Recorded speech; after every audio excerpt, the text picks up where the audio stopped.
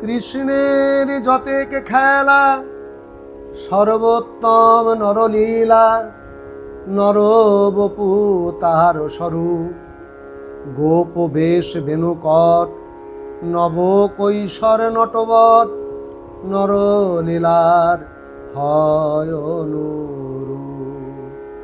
ভগবান গোবিন্দ সুন্দর নররূপে লীলা করেছেন। তিনি কুরুক্ষেত্রের যুদ্ধে অর্জুনকে তিনি জ্ঞান দিয়েছেন, অর্জুনকে মার্গদর্শন করেছেন, অর্জুনের রথের সারথি হয়ে তাকে পথ দেখিয়েছেন। এই পথ দেখানো শুধু অর্জুনকে নয়, সারা বিশ্ব ব্রহ্মাণ্ডকে তিনি পথ দেখিয়েছেন। জ্ঞানের আলো দিয়ে সকলের মনের অন্ধকার দূর করেছেন।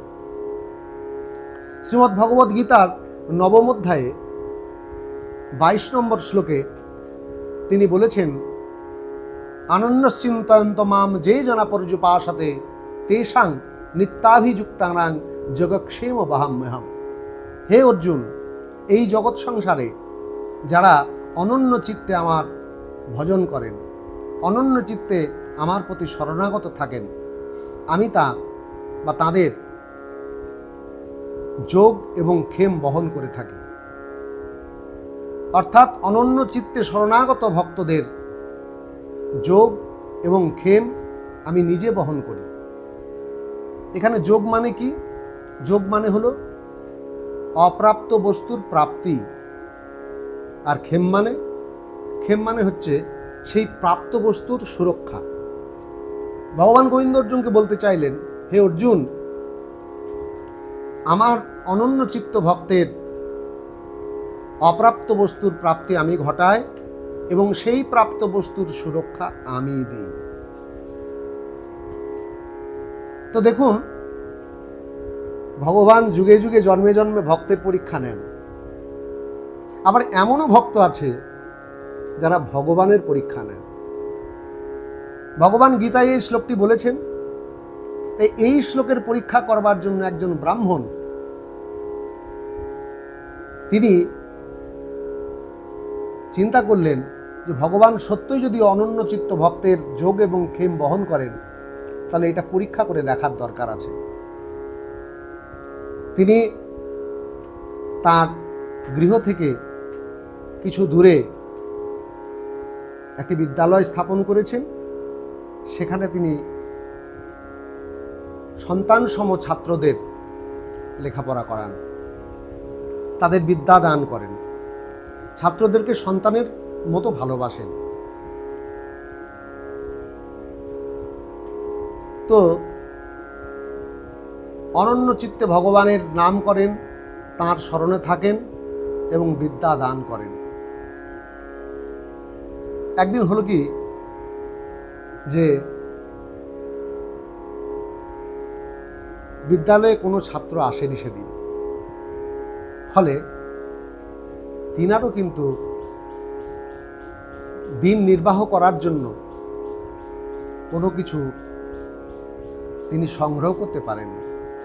আর ওই ব্রাহ্মণের নিয়ম ছিল তিনি কিছু সঞ্চয় করতেন না। নিত্যদিনের যা কিছু তিনি পেতেন তা গোবিন্দের সেবায় লাগিয়ে দিয়ে প্রসাদ নিজে পেতেন এবং ভক্তদেরকে প্রসাদ দিতেন। তিনি নিশ্চিন্ত মনে থাকতেন যে আমার দায়িত্ব সাক্ষাৎ ভগবানের, আমার চিন্তা করার কিচ্ছু নেই, আমি শুধু চিন্তা বলতে ভগবানের নাম ছাড়া আর কিছু চিন্তা করব না।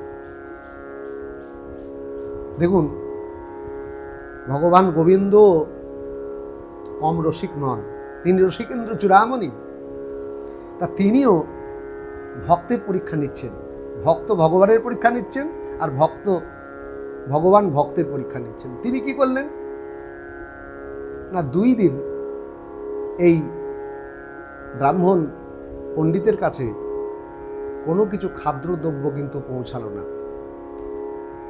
তিনি ক্ষুধায় জর্জরিত হয়ে অস্থির হয়ে শ্রীমদ্ ভগবদ্ গীতার সেই নবম অধ্যায়ের 22 নম্বর শ্লোকটি দর্শন করে মনে মনে ভাবলেন, হে গোবিন্দ, তুমি বলেছিলে যে তুমি অনন্য চিত্ত ভক্তের যোগক্ষেম বহন করো, কিন্তু 2 দিন তো হয়ে গেল, কই তুমি তো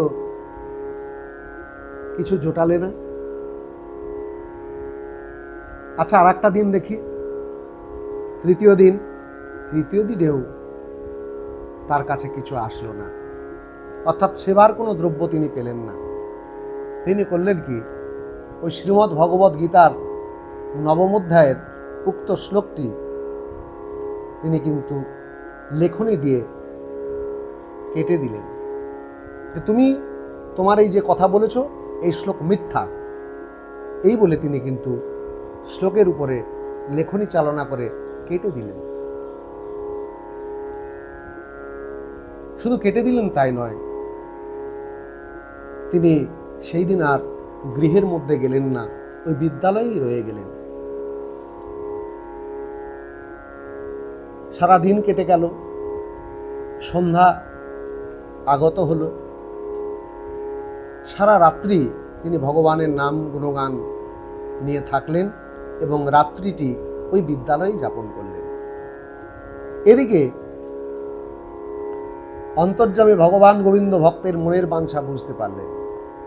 দেখতে দেখতে ঘোর রজনী প্রভাত হলো। প্রভাতকালেই ওই ব্রাহ্মণের যিনি পত্নী, সেই ব্রাহ্মণের গৃহে 2 জন বালক, একজন কৃষ্ণবর্ণ, একজন গৌরবর্ণ। 2টি বালক মাথায় করে ওই ব্রাহ্মণ পণ্ডিত এবং তার পত্নী সধর্মিণী তাদের জন্য যাবতীয় প্রয়োজনীয় সামগ্রী, অন্ন, শাক, সবজি, ফল, দুধ,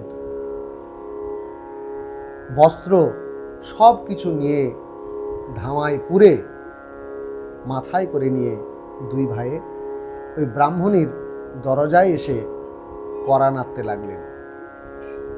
প্রভাতকালে ব্রাহ্মণী মনে মনে ভাবলেন, আর কেউ নয়, আমাদের ঠাকুর মশাই এসেছেন। তুমি এসেছ, এই বলে যে এই দরজা খুলে দেখছেন, তো দেখছেন সামনেই 2 জন ছোট্ট ছোট্ট বালক, তাদের মাথায় ধামা, আর সেই ধামা অন্ন মানে চাল, শাক সবজি, ফল মূল, বস্ত্র, দুধ এইসবে পরিপূর্ণ। ব্রাহ্মণী বললেন, তোমরা কারা গো? এই 2 কৃষ্ণবর্ণ এবং গৌরবর্ণের 2টি বালক, তারা মাথার যে ধামা সেটি নামিয়ে রেখে প্রণাম করে বললেন, মা, আমরা ওই পণ্ডিত মশাইয়ের 2 জন ছাত্র। তা পণ্ডিত মশাই তো ঘরে আসেননি, তাই উনার যে সামগ্রী, সেই সামগ্রী উনি আমাদেরকে দিয়ে পাঠিয়ে দিলেন। এই নিন মা, আপনি আপনাদের যে প্রয়োজনীয় সামগ্রী এটি রাখুন। এই বলে যেই প্রণাম করেছেন, এত সুন্দর অপরূপ রূপের বালক, এই বালক দুটিকে দেখে মা নয়ন ফেরাতে পারছেন না। যেই প্রণাম করেছেন, কোলে তুলে নিয়ে চুম্বন দিচ্ছেন 2 ছেলেকে। চুম্বন দিতে গিয়ে যে পিঠে হাত দিয়েছেন, তো দেখছেন যে সে পিঠে বেত্রাঘাতের চিহ্ন। মা বললেন, বাবা, তোদের এই 2 ভাইকে এইভাবে মেরেছে কে?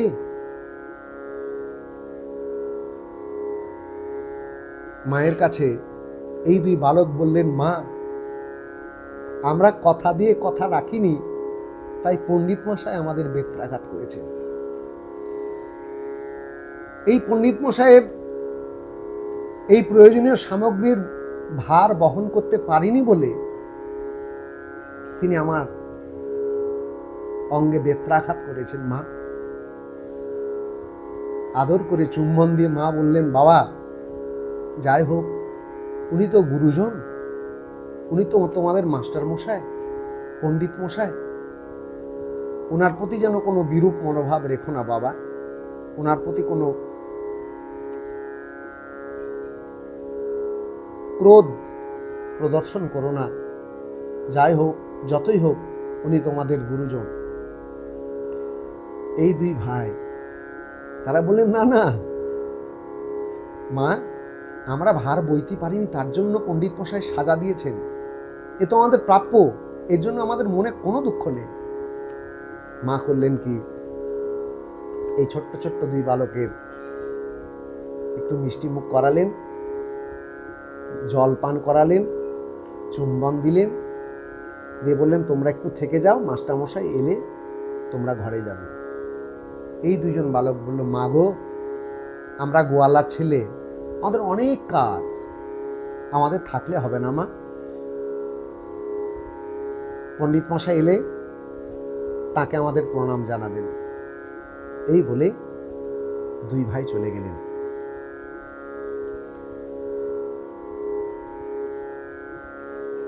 এমতো অবস্থায় কিছুক্ষণ পরে ব্রাহ্মণ পণ্ডিত তিনি ঘরে ঢুকলেন। ঘরের মধ্যে প্রবেশ করেই তিনি দেখলেন যে দুয়ার মাঝে দুটি ধামায় অন্ন, শাক, সবজি, ফল, মূল, দুধ একদম পরিপূর্ণ, বস্ত্র। বললেন, হ্যাঁ গো, এই সকালবেলা এইসব কে দিয়ে গেল? ব্রাহ্মণ পত্নী বললেন, কেন, তুমি তো দিয়ে পাঠিয়েছ। দুইজন ছোট্ট ছোট্ট বালক, একজন কৃষ্ণবর্ণ, একজন গৌরবর্ণ, দুই বালককে তুমি দিয়ে পাঠিয়েছ। আবার শুধু দিয়ে পাঠিয়েছ তা নয়, তুমি পণ্ডিত মশাই, কিন্তু তোমার এত হৃদয় কঠোর যে ছোট্ট ছোট্ট দুটো বালক, তারা ভার বইতে পারেনি বলে তুমি তাদের পিঠে বেত্রাঘাত করেছ। লজ্জা করে না তোমার? ছোট্ট ছোট্ট ছেলে, তাদের গায়ে আঘাত করতে। পণ্ডিত মশাইয়ের চক্ষু চরক গাছ। তিনি মনে মনে চিন্তা করলেন, গত দিন তো কোনো ছাত্র আসেনি আমার কাছে, আমিও তো সারা রাত্রি লজ্জায় কিছু জোগাড় করতে পারিনি বলে আমি ঘরে আসিনি, আমি তো বিদ্যালয়েই ছিলাম, তাহলে কারাই সব দিয়ে গেল? ব্রাহ্মণী বললেন, আমি তাদের পিঠে বেত্রাঘাত করেছ বলে আমি তাদের পিঠে হাত বুলিয়ে দিয়েছি, তাদেরকে আমি একটু জলযোগ করিয়ে আদর করেছি, চুম্বন করেছি। তুমি জানো না, তাদের এত সুন্দর জ্যোতি, এত অপরূপ চেহারা, ওই চেহারার ছোট্ট ছোট্ট বালকের গায়ে তুমি আঘাত দিলে কি করে? তুমি যেখানে আঘাত করেছো সেই পিঠে তাদের আমি হাত বুলিয়ে দিয়েছি। এই দেখো বলে যেই হাত বাড়িয়ে দিয়েছেন, ওই ব্রাহ্মণ পত্নী পণ্ডিত মশাই দেখছেন, সেই হাতের মধ্য দিয়ে যে হাত তিনি ওই দুটি বালকের পিঠে বুলিয়ে দিয়েছেন, আদর করেছেন, সেই হাতের মধ্যে দেখতে পাচ্ছেন সেই ভগবদ গীতার নবম অধ্যায়ের সেই শ্লোক, অনন্যশ্চিন্তয়ন্ত মাম যে জনা পর্যুপাসতে তেছাং নিত্যাভিযুক্তানাং জগৎক্ষেম ভাম্যহম। অযোধ্য ধারায় কেঁদে উঠলেন। বুঝতে বাকি থাকলো না পণ্ডিত মশাইয়ের যে দুই বালক এসেছে তারা কে। তিনি আরো দেখতে পেলেন, আরো বুঝতে পারলেন যে পদ্মগন্ধে ঘর যেন ম ম করছে। বললেন, ওগো, তুমি ভাগ্যবতী, হে ব্রাহ্মণী, তুমি ভাগ্যবতী, তুমি সাক্ষাৎ যে বালক যাদের তুমি সেবা করেছো তারা সাধারণ ছেলে নয়, তারা আমার ছাত্র নয়, তারা সাক্ষাৎ, তুমি যাদেরকে দর্শন করেছো তারা সাক্ষাৎ দুই ভাই কৃষ্ণ এবং বলরাম, সাক্ষাৎ ভগবান। তারা এসেছিলেন কেন জানো? তারা এসেছিলেন, তাদের গায়ে যে বেত্রাঘাত, সেই বেত্রাঘাত কিসের জানো? সেই বেত্রাঘাত হচ্ছে ওই গীতার নবম অধ্যায়ের যে শ্লোক, সেই শ্লোক আমি লেখনী দিয়ে কেটে দিয়েছিলাম। আমি ভেবেছিলাম যে এই শ্লোক মিথ্যা, কিন্তু ভগবান তিনি যোগ এবং ক্ষেম বহনকারী, তা তিনি আবার প্রমাণ দিয়ে দিলেন। ধন্য তুমি, ধন্য তোমার ভগবত ভক্তি।